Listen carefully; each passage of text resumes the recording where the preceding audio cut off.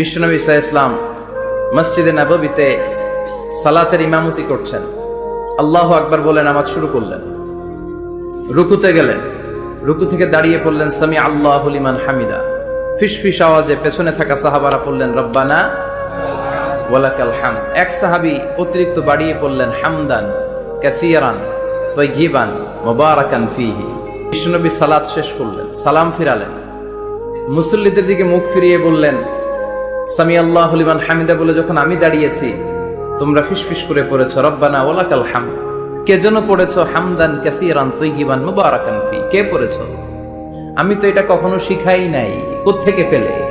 কেন পড়েছ? দাঁড়াও। কেউ দাঁড়ায় না, ডানে বায়ে সামনে পেছনে কেউ দাঁড়ায় না, সবাই ভয় পেয়ে গেছে যে কি যেন কি হয়। বিশ্বনবী অভয় দিলেন, বললেন যে আমি কিছু বলবো না, দাঁড়াও।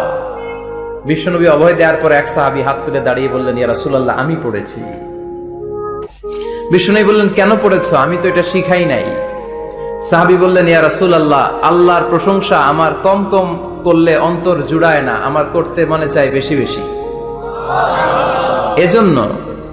এজন্য আমি নিজ থেকে এটা বানিয়ে বাড়িয়ে মিলিয়ে পড়ে দিয়েছি হামদান কাসীরান তাইয়িবান মুবারাকান ফী।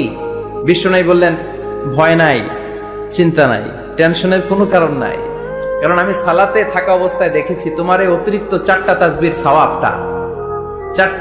সওয়াবটা বিদউ ওয়া সালাসুনা মালাইকা, 30-এরও বেশি ফেরেশতা কে কার আগে এই সওয়াবটা আল্লাহর আরশে পৌঁছে দিবে এ নিয়ে আকাশে প্রতিযোগিতা চলছিল।